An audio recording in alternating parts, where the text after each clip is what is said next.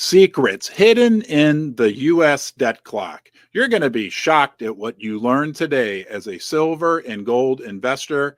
And we're going to start with the U.S. debt clock because all indications are we could have an emergency on our hands. Today, we're joined by our new friend, Ted. His credentials are impressive, and we will cover those later in the video. But what's even more impressive is what he can teach us about the U.S. debt clock and the secrets for silver and gold investors that are hidden within. Without further ado, Ted, welcome to Ron's Basement.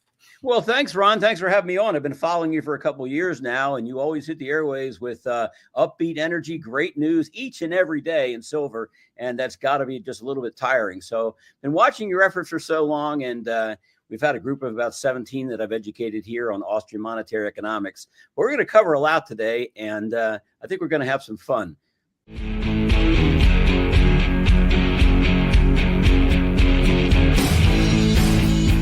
You have some shocking information about the U.S. debt clock. Do you want to just dive right in? I know that our viewers out there love to hear about the U.S. debt clock. Most of them are kind of like me. You know, I look at the $34 trillion in national debt and maybe look at the silver to paper to silver ratio, but there's a lot more that silver investors and gold investors can learn from that. Is that correct? Absolutely. And surprisingly, there's only 20,000 subscribers to usdebtclock.org in the first place. So at any rate, folks, if I can get your attention just a little bit here, if you would go online and go to usdebtclock.org, USD, all spelled out, US. You know what? Hey, Ted, I don't want to interrupt you. I can pull it up on the screen. Oh, sorry, folks. This is brand new technology for me. Don't leave the live stream. Can you see it? Can you see it on your screen, Ted? Yeah, I have to look to the side, but I see okay. What's going on. Well, that's okay, because the viewer right now, what they see is the U.S. debt clock on their screen. Is anybody out there? Oh, yeah. We've got over 150 people already, Ted. All right, great. All right, well, get the coffee, and you might want to steady your hand just a little bit. Look, on this U.S. debt clock in the upper left-hand corner, you're going to see 34,411,162,600,000. Well, now it's 700,000. It's going up faster than I can even read out the digits, okay? Now, what I'd like you to notice on the U.S. debt clock is, are you noticing that number going up, going down, or staying the same?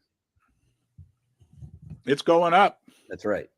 So now what I'd like you to do in the same quadrant, and actually in the same section of the website here, underneath the money creation, it's about 2/3 of the way down. What I'd like you to do is go over to this section here. It says US M2 money supply now. That it says debt-based, wealth-based, debt-free, non-interest bearing money issued by the U.S. Treasury. Okay, we're going to talk about that a little bit. But what I'm pointing out here is the 20 trillion.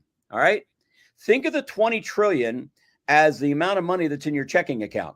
So if you owe 34 trillion up here, but you only have 20 trillion in the checking account, is there a problem? Absolutely. Got it.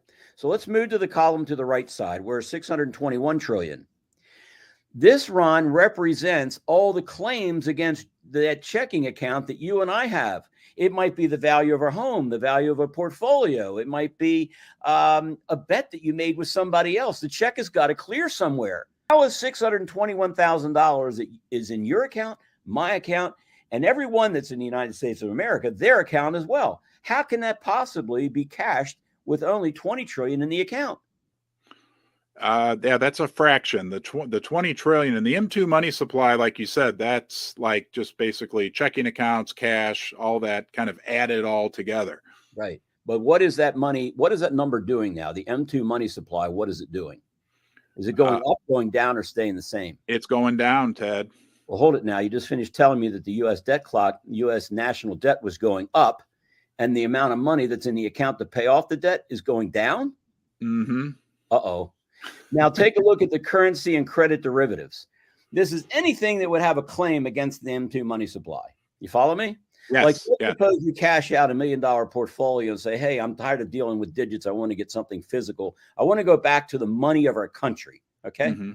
All right. Now, where are you on the screen right now with that currency and credit derivatives? Move your cursor around so we can see it right here. I'm gonna.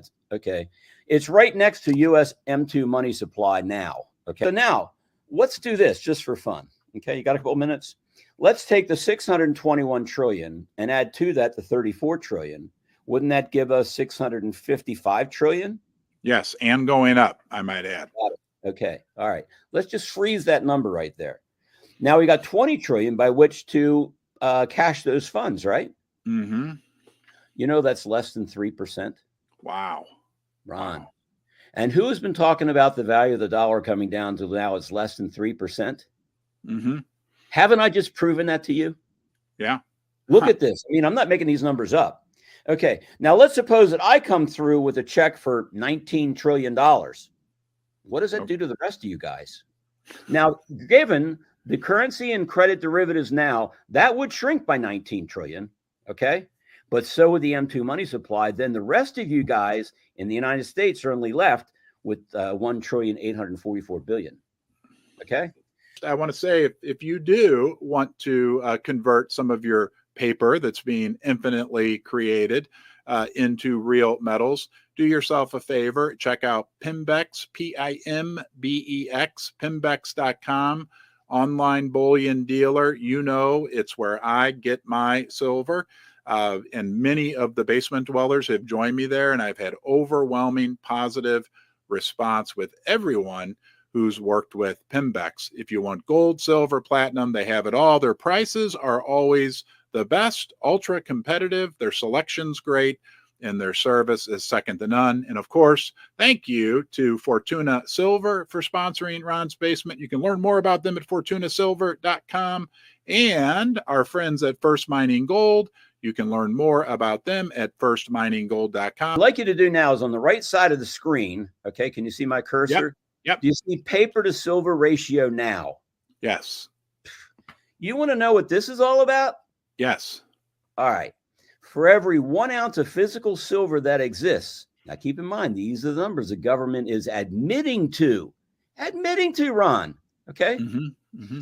That means that for every 1 ounce of physical silver that exists, there are 393 people that think they own it paper-wise. So let's play a little game. We're going to play, what is it? Not merry-go-round, not ring around the rosy. Musical chairs. Musical chairs. Okay.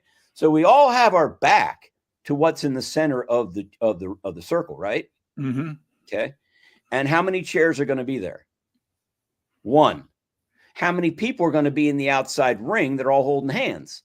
393. Are you with me so far? This is very important. Yes. Yes. When the music stops, okay, one person sits. 392 are going to fall flat on the floor. Mm-hmm. This is where it really gets interesting. Okay. This is where the story starts to unfold. And this is why you need to keep a track of what's happening. The silver to gold ratio is going to get compressed here, and I'm going to show you why. All right. Okay. Now, the 393 people who just, smashed their bottom on the floor, what do you think they're going to offer the guy that's sitting in the chair with the 1 ounce of silver? More than market rate? Yes. Hell yes. Right. Okay. I'm sorry. I'll control myself a little bit here. But what's going to happen is this is going to cause what's called, and was it the Bernanke referred to this as irrational exuberance? Mm-hmm. Hello? Okay, so they're going to do whatever they can because they don't want to get stuck with the paper. What they want to do is they want to actually hold the 1 ounce physical silver. Now, let me ask a couple other questions. The amount of silver that we have to be used as money, is that amount finite or infinite? Finite. Absolutely right. What you're going to learn is that things that are real are finite. Things that aren't real are infinite. Things that are infinite are theories, okay? Mm-hmm. So let me ask you a question here. You're seeing the national debt go up like this. We're going back to the U.S. national debt clock here, okay? Yep. All right. You see this going north at an incredible rate, right? Absolutely. Would you say that those digits are infinite or finite? They are definitely infinite and synthetic. My friend, you hit it right on the head. Now, let me ask a couple other questions. The time that you have on Earth right now, is that infinite or finite? It's definitely finite. Right. The amount of working days that you have, excluding, of course, the days that you might be sick or whatever else, they're finite as well, right? Absolutely. Then how are you quantifying your wealth? Are you quantifying your wealth in the currency of a government that, number one, is at war. First of all, are we at war? Yes. Yeah. Do we know who's going to win the war? No. Why are you holding the script of a fighting currency, a warring government? Why are you holding the script of a warring government? Because the script is actually a representation of the money. The money, if you're in the United States of America, the money in the United States of America is defined in the IRS tax code as an American silver eagle and less than 1,000 face of junk silver.